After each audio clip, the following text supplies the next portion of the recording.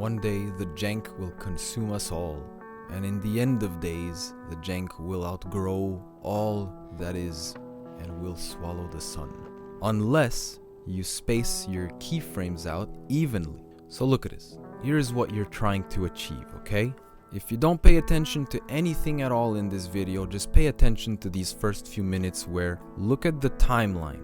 Look at the spacing in between these keyframes. This is the trick. It's the main takeaway for mastering the jank, alright? Getting it to succumb to the vision inside your mind. You have to have your keyframes spaced out evenly, lest ye be consumed from within by the jank. But also I want to touch a little bit on overall framing tips and camera work in general when filming a line, okay?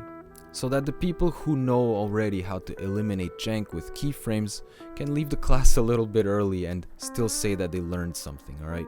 So look at the framing here. This is the absolute most standard way of starting your clip. If you don't know how to start your clip, start it this way, alright? The obstacle that's about to be skated is front and center, taking up the majority of the screen real estate as the skater is rolling up to it, right? So we don't have to squint on a tiny little speck on the screen as it grows bigger. And if we go all the way to the end of the timeline, you'll see that after we land the switch flip, we have the same kind of framing. So you can also end your shots this way, right? This obstacle is in full view. We just finished skating it and we're riding off into the sunset, letting the viewer contemplate a little bit what just happened, okay?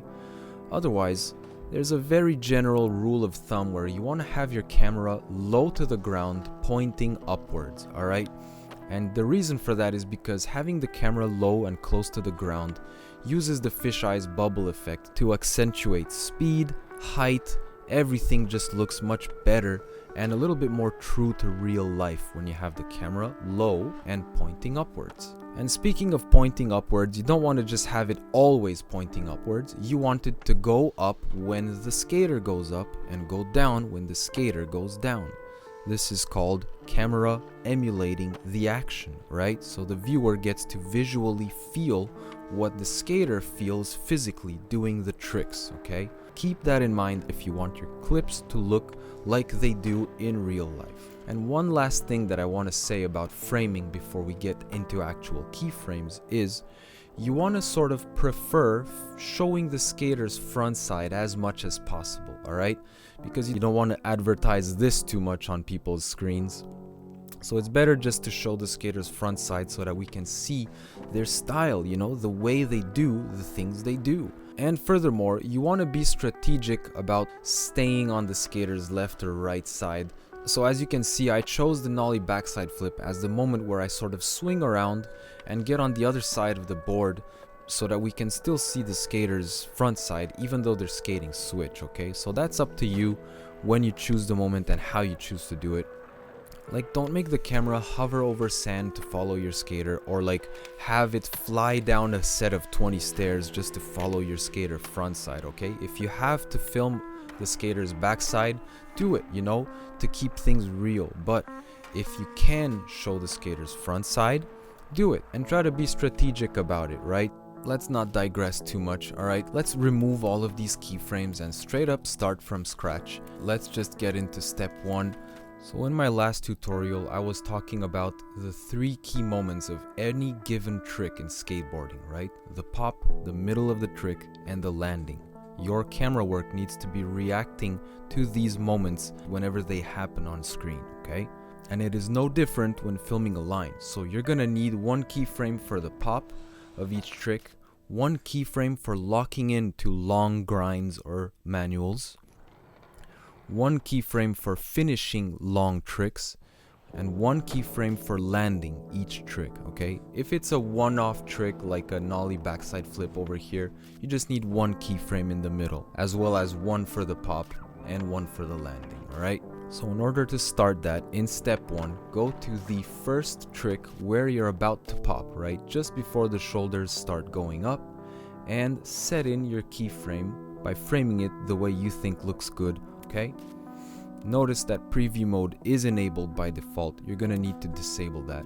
And from here, go all the way to the back of your timeline and set in a keyframe with the exact same framing. Don't change your camera's position. And go all the way to the end where you land your trick. This is a first pass in step 1. So just the pop and the landing of each trick. And make sure you frame it pretty much the way you think looks good, okay? So here we have the middle of the revert. Oh, and by the way, in a line, every single time you push, you need to put in a keyframe somewhere in the middle of that animation, okay? So here we have the pop for the switch 50, and here we just landed the switch flip out. From here, go all the way to the end of your timeline and set in another keyframe without moving the camera after landing your last trick, okay? Here is when you turn on preview mode, you snap all the way back to the pop of your first trick, and you scrub down your timeline and you start setting in those middle keyframes, right? Just making sure you frame everything without moving the camera's position too far around in space, okay? So we just finished grinding this 5-0. Let's make sure everything is framed here. Don't worry about the camera movement jank too much in this section, okay? Really just focus on the middle keyframes of each trick, okay? One thing at a time, slow and steady is the way to go. We got the push looking good, locking into the 50-50. Maybe let's close in a little bit here, but still angle the camera upwards. And here we're about to pop for the switch flip out. So now the 50-50 is done. We have a pop, lock in, pop out, and land. But this switch flip counts as its own trick, so we're gonna need a middle keyframe for this as well. By the way, in other skate sim games, you would be done by this point, alright? Your clip would look amazing or with just these keyframes, okay? So in skate, we're not done. That was step 1. Hey, usually on bigger channels, this is like a sponsorship with another company or something, but here, it's none of that. So there's almost 1,000 people that have clicked a button with my name on it, right? And I want to take a moment to let you know that there's another button with my name next to it somewhere else on this platform. This time as a musician. So as HALUUF the Rabbit, I make 2 types of music. The first of which is acoustic guitar improv. By the way, this music has been featured on this channel before in the session realistic edit called Drone and Guitar.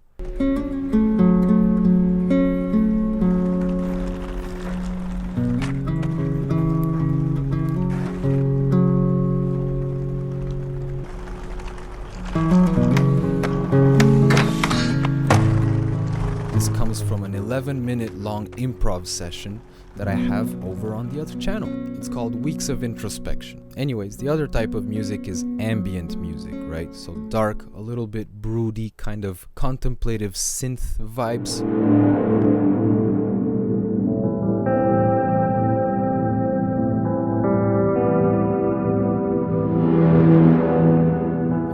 Most recent release is an EP with 2 tracks on it about a real-world haunted forest in Romania called Pădurea Hoia Baciului.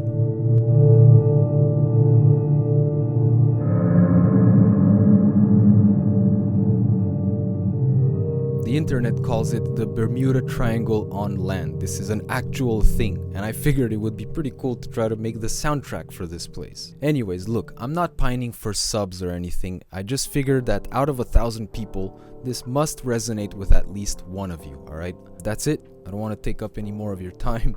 Let's go back to whatever it is that I just interrupted so shamelessly. Step 2 is going to be about useless keyframes. What I mean by that is keyframes that aren't actually linked to anything that's happening on screen.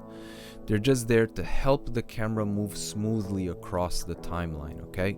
So take a look at the spacing between the pop and the land of your 3 keyframe tricks, okay? This is roughly about 1 second. Use the white lines as a reference here. And we're going to scrub down the timeline up to just about that same distance and add in a keyframe without changing the camera's position, okay? We're gonna do that all the way until the end of the timeline, alright? And we're gonna go all the way back and we're going to do the same thing. So from this keyframe, we're gonna go backwards and we're gonna calculate just about a second, you know, from one white line to the next. Just about that distance should do it. This is the first type of operation you're going to be doing in my step 2 here. So just setting in keyframes in between keyframes, okay? So here we have a lot of distance between these two keyframes, so we're gonna add one in, and we're not gonna worry about the framing, we're just gonna set in the keyframe. Now here's another type of operation you do in my step 2, where you basically split a keyframe into two. What I mean by that is this keyframe has a lot of space between the other ones next to it, but adding in a keyframe here and here is going to make too much of a cluster, alright? Too many keyframes close together. We want to space them out just a tiny bit more, okay? Whoops, I accidentally deleted that push keyframe, so let's just put it back for the sake of this example. You want to split this keyframe, what you're going to do is you're going to go back on the timeline and you're going to add in this keyframe. You're going to go forward on the timeline and add in this keyframe as well, and you're gonna go back to your initial one which guided your camera in this location in the first place, and you're gonna remove it. So as you can see now, there's a little bit more even spacing between these 4 keyframes when initially they were 3. Over here is another interesting type of operation you're gonna want to do. So we're going to want to move this keyframe. You can't actually move keyframes in Skate, but what you can do is, with preview mode on, move backwards on your timeline a little bit and add in a new keyframe, and this one, the initial one that you wanted to move, remove it. And we're gonna do the same thing for the landing keyframe. So we're just gonna move down the timeline, set in the keyframe here. Now we're gonna just sort of visually scan the timeline for keyframe clusters where keyframes are a little bit too close together. And we're gonna do that, like I said, just move the keyframe a little bit further down. This one, we're going to move it a little bit further back as well, just so that it's really like in the middle. Even spacing of the keyframes, all right? This is what's gonna get us through and what's gonna get the jank to bend to our will, all right? So that was step 2, useless keyframes, okay? A quick correction while I'm editing this. So everything we've done up until this point was to set ourselves up with an easy workspace within which to work, okay? So congrats, you've reached step 3 and you've conquered the jank successfully. Now you just need to make sure it stays that way, alright? So don't let the jank come back from beyond the grave to haunt you. Step 3 is about final adjustments in terms of framing. So now to start off step 3, we're going to go all the way back to the first pop over here. And in step 3, you are not allowed to enter any new keyframes, okay? You're only going to be updating your existing keyframes from here on in. And you're just going to want to sort of make sure everything is framed properly. So we're not going to change the global idea of how we filmed the line. We just want to make sure everything is in frame the way we want it to be, okay? So that we're not clipping into those sweet forest green half cabs. I like how close we are to the feet here. We can see the little movement up onto the nollie, but maybe I want to adjust the framing just a tiny bit so that it's not so close, all right? We want the board and the footwork to stay 100% in frame. This, I like the way it went. Maybe I want the camera to be just a little bit lower to the ground here and angled a little bit more upwards. The push looks good enough for me. Let's just make sure the pop is properly framed. We could do with maybe angling the camera a little bit more downwards so that we get a feel for that pop. Maybe we want to even close in on the board here. So how does that look? Okay, I like that. That's pretty good. Oh, here we're definitely out of frame, so we want to fix this one as well and update the keyframe this way. So I think this is going to be good. Let's go back and forth a little bit to see if it looks good. There we go. Now it's really starting to look like something. I would be able to settle for this and put it in an edit myself. Maybe I would tweak it just a tiny little bit more, but you get the idea. We're done with step 3. We have a very usable clip right now. Step 3 is a little bit more chaotic as opposed to steps 1 and 2 where it's very systematic. We don't even care about framing. We're just setting ourselves up with a workspace so that in step 3 we can let our creative juices flow, right? This might seem like a lot of work, but honestly, organizing everything in this way where you only have to think about one thing at a time really makes this a breeze to get through every single time. And before you know it, you end up with a bunch of clips that you're sitting on with barely any time to edit them together. Or maybe that's just me, I don't know. Anyways, hopefully this helped you guys out, the dozen of you that are still gonna be here after season 3. And if you guys put anything out, I want it to become a staple on my channel. I want you to tag me in your posts, and I want to high five everybody in your comment section, alright? I don't care about likes and subs. I just want to get people talking and get people walking, you know? I want you to do the thing. So go forth and get your clips, alright? Wishing you patience for your practice.